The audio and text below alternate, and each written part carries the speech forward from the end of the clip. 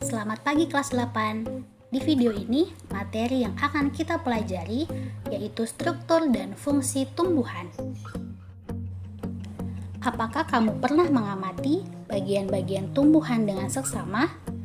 Tahukah kamu, tumbuhan tersusun dari organ dan jaringan apa saja? Tumbuhan merupakan makhluk hidup yang berperan dalam menyediakan oksigen, karbohidrat, protein, lemak, vitamin, dan mineral bagi manusia, serta berbagai jenis hewan yang ada di bumi. Tuhan telah merancang tubuh tumbuhan dengan tersusun atas bagian-bagian yang memiliki struktur tertentu dan masing-masing memiliki fungsi khusus sehingga tumbuhan dapat melakukan berbagai proses dalam kehidupannya.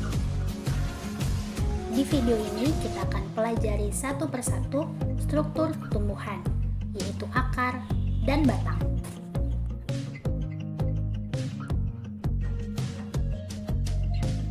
Masih ingatkah kamu bahwa tumbuhan dapat diklasifikasikan menjadi kelompok tumbuhan tidak berpembuluh dan tumbuhan berpembuluh?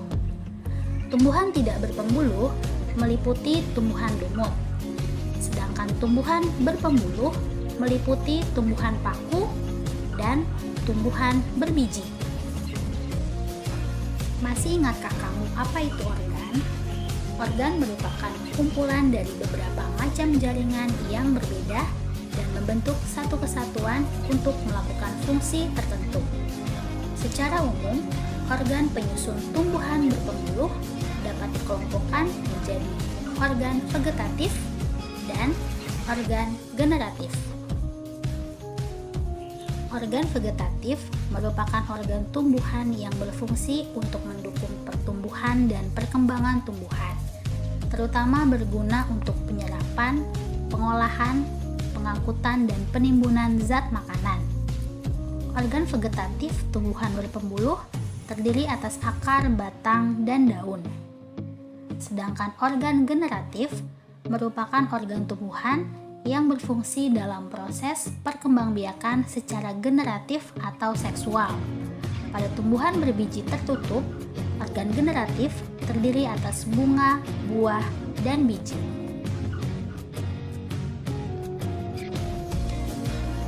Akar merupakan organ tumbuhan yang umumnya berada di bawah permukaan tanah, tidak memiliki buku-buku, tumbuh ke pusat bumi atau menuju air, dan memiliki bentuk meruncing.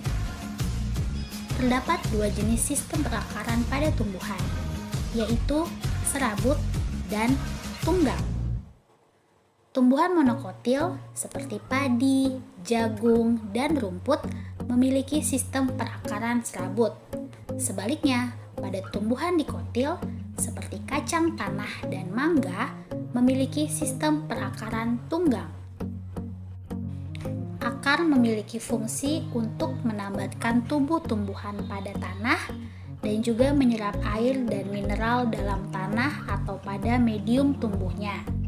Pada beberapa tumbuhan, akar mengalami modifikasi sehingga dapat memiliki fungsi untuk menyimpan cadangan makanan, misalnya pada singkong dan bengkuang, serta berfungsi juga untuk menyerap oksigen atau untuk bernafas, misalnya pada tumbuhan bakau.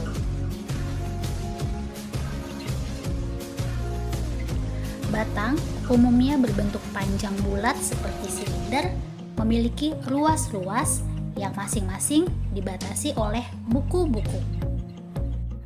Pada buku-buku inilah tempat melekatnya daun dan tunas. Batang memiliki banyak fungsi, antara lain menyokong bagian-bagian tumbuhan yang berada di atas tanah dan sebagai jalan pengangkutan air dan mineral dari akar menuju daun dan jalan pengangkutan makanan dari daun ke seluruh tubuh tumbuhan. Tahukah kamu apa perbedaan struktur luar batang tumbuhan monokotil dan dikotil?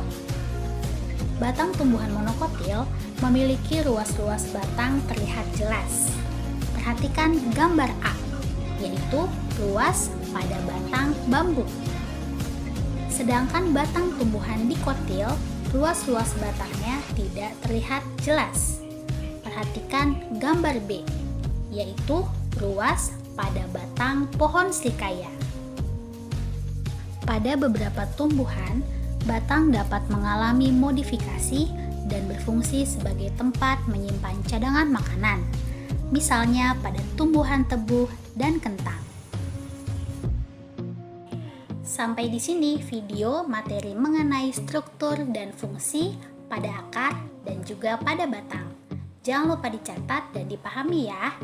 Terima kasih kelas 8.